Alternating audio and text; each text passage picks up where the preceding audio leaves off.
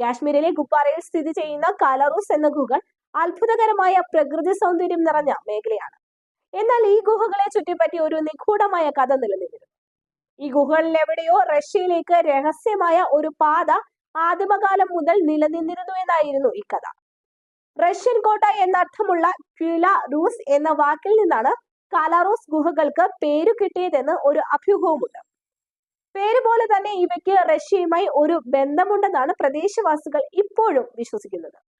3 ഗുഹകളടങ്ങിയ കാലാറൂസ് ഗുഹയിൽ റഷ്യയിലേക്ക് എത്തുന്ന തുരങ്കപാതയുണ്ടെന്നാണ് സമീപവാസികൾ പറയുന്നത്. തുരങ്കത്തിന്റെ ഒരു ഭാഗം കാശ്മീരിലും മറ്റേ ഭാഗം റഷ്യയിലുമാണുള്ളതെന്നും ഇവർ പറയുന്നുണ്ട്. ഈ ഗുഹകൾ ലസ്തിയാൻ, മന്മാദോ എന്നിങ്ങനെ 2 ഗ്രാമങ്ങളുടെ മധ്യത്തിലായാണ് സ്ഥിതി ചെയ്യുന്നത്.